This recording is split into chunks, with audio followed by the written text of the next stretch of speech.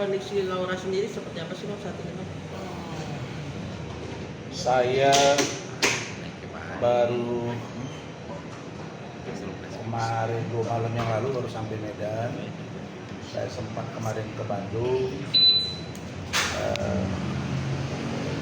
Saya belum update ya secara langsung tentang perkembangan Loli. Tapi yang pasti 2 hari yang lalu sebelum saya ke Medan, saya berkomunikasi dengan Ibu Indra. Ibu Indra itu adalah kepala ruangan ruang 5 ya, di gedung Anton Sujarwo, Rumah Sakit Polri Kramat Jati. Sekarang saya buka aja. Dan sebelumnya itu yang saya sempat komplain karena disepakati dia berada di ruang VIP Melati. Di ruangan Anton Sujarwo itu juga VIP. Hanya saja sistem pengamanannya menurut saya di situ kurang pas. Dan lagi pula kesepakatan saya dengan Kanit PPA Saudara Citra, dengan Asisten Deputi Kementerian Pemberdayaan Perlindungan Anak Saudari Lani, begitu juga dengan KPI Saudara Ayu, itu sudah disepakati bahwa saya itu diberi ruang untuk melihat Loli secara berkala, karena Loli dengan terang di depan mereka meminta saya sebagai perwakilan dia, bukan sebagai kuasa hukum. Dan Saudari Lani, kemudian dari KPI Saudari Ayu, dan juga Citra selaku Kanit PPA Polres Jakarta Selatan, mereka mengatakan bahwa yang didengar Loli itu saat ini adalah Pak Rasman dengan Bu Adi, dan itu berulang-ulang gitu. Nah, tapi ketika kemarin saya komunikasi dengan Ibu Indra, Ibu Indra bilang, Pak, dia sudah dilakukan 2 kali tes psikologi.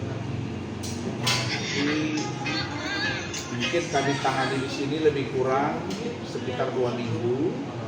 Setelah 2 minggu nanti kita akan update.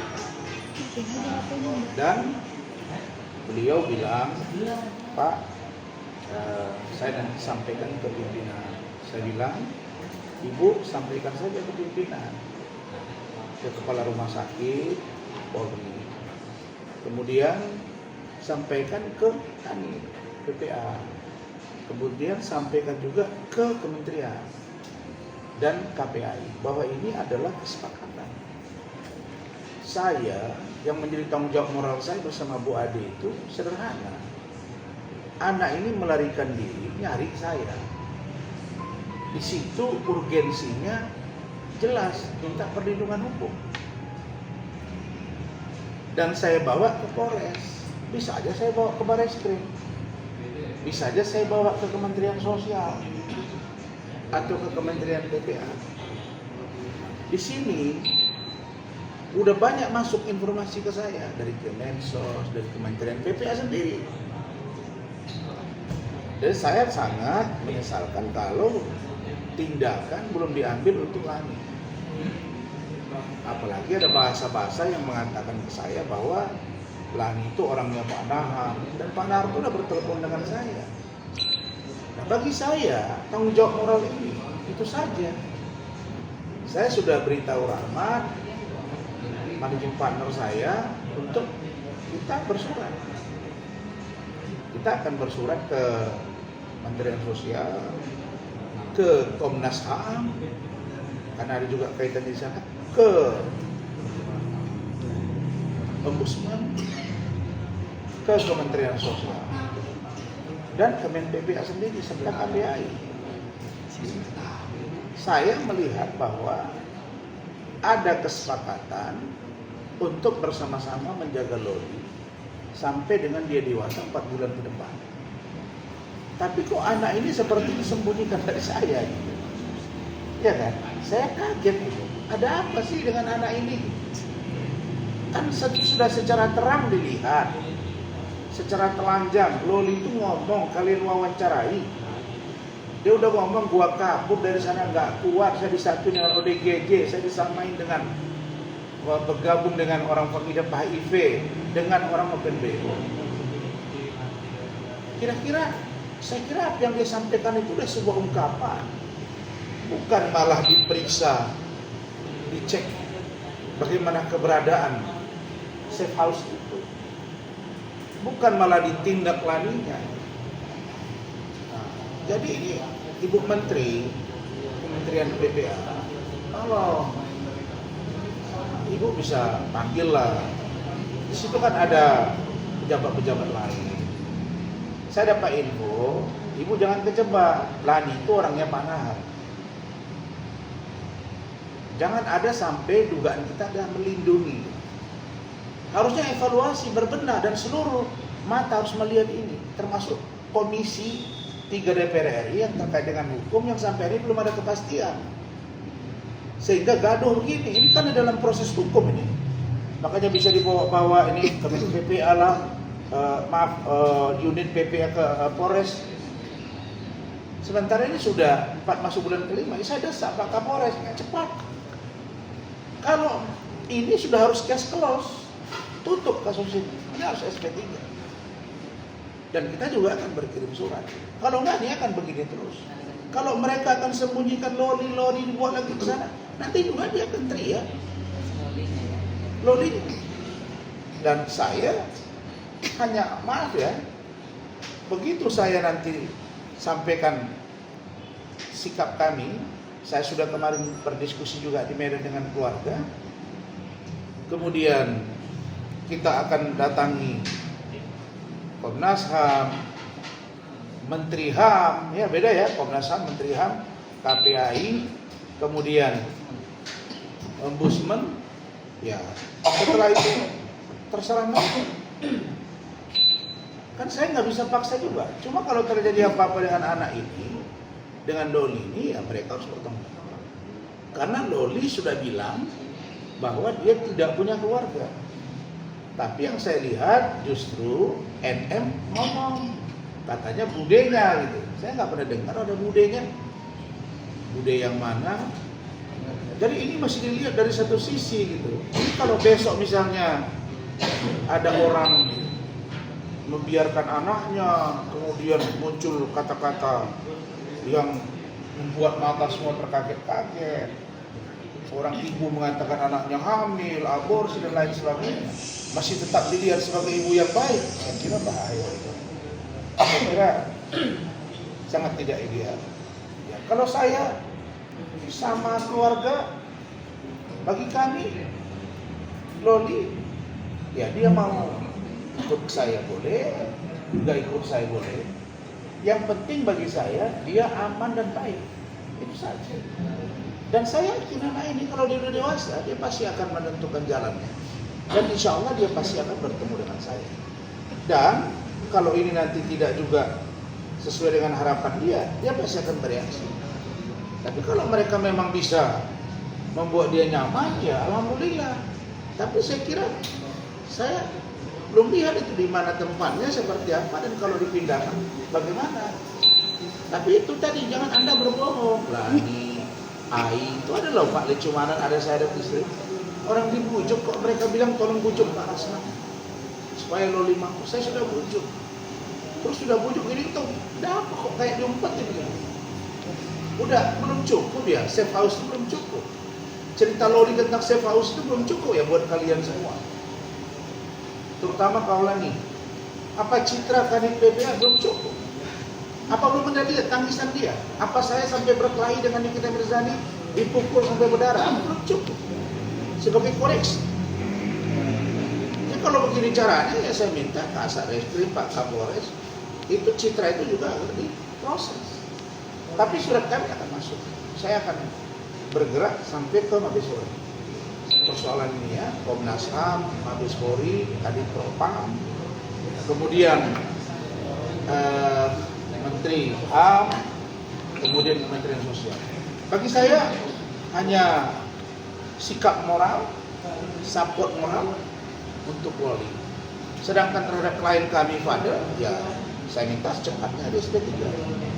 Laporan saya harus segera jalan itu bos, kalau enggak ini urusannya nanti terkait dengan penganiayaan itu, begitu juga dengan undang-undang ini ya.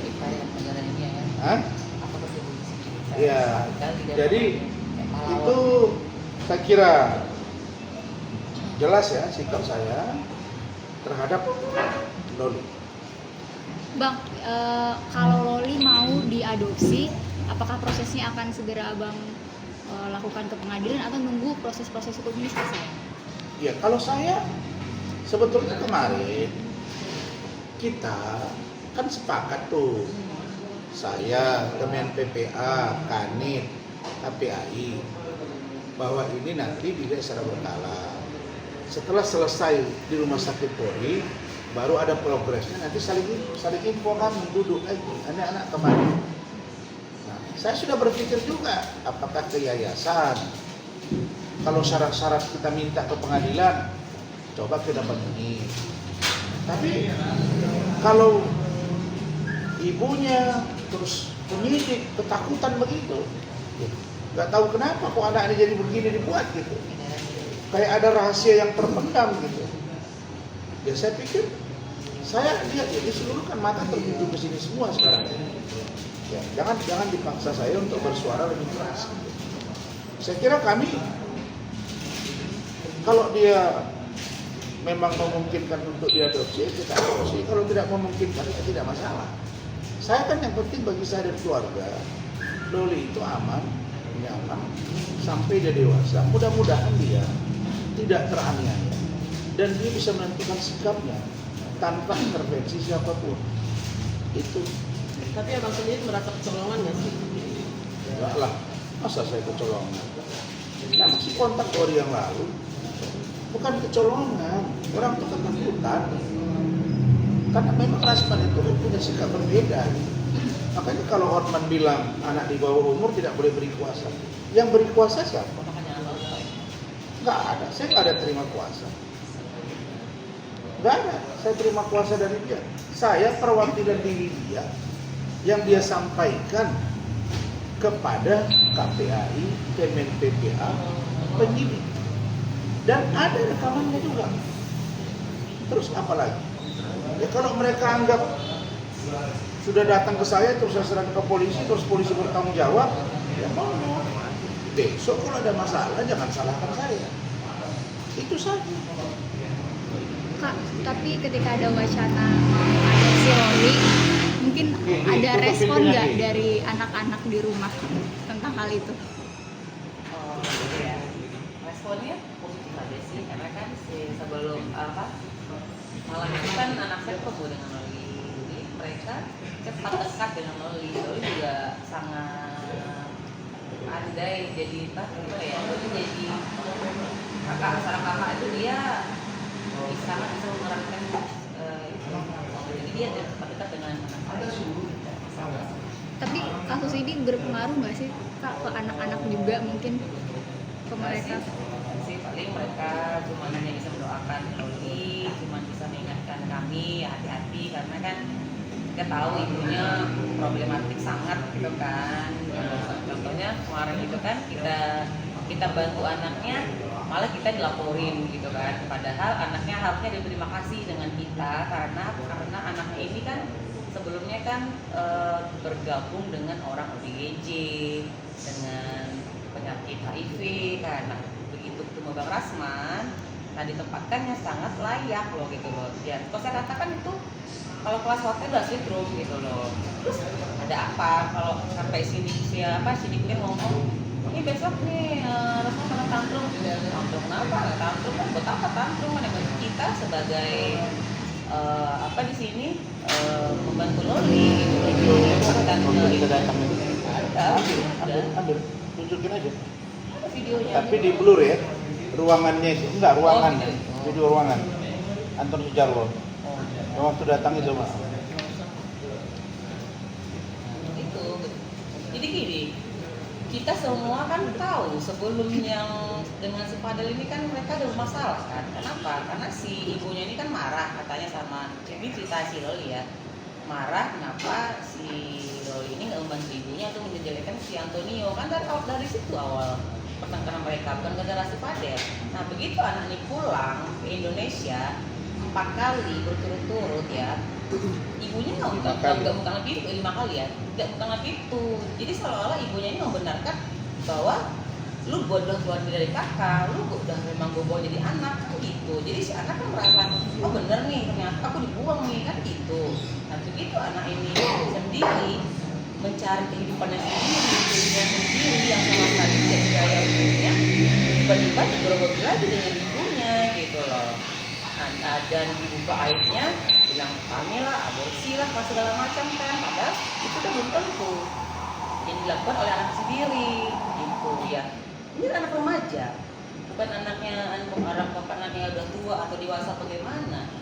Dan pada malam itu waktu di Polres kan Basman ngomong kok sama si duduk itu di istimewa lihat pas paling ngomong baik loh, Nikmir lu nggak ketemu sama anak lu tuh dalam, lu nggak rindu tuh anak lu, udah samperin tuh kata Basman gitu.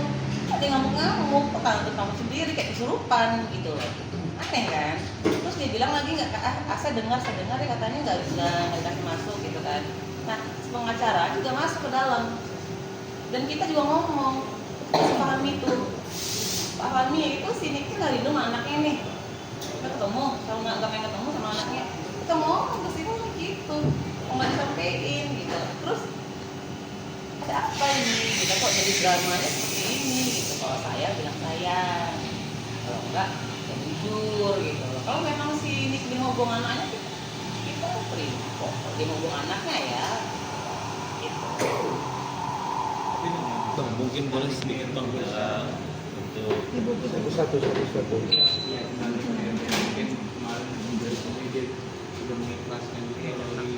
Karena kalau sendiri kan, kan yang ngomong kan yang ngomong harusnya ya pada malam si Loli tak kabur itu.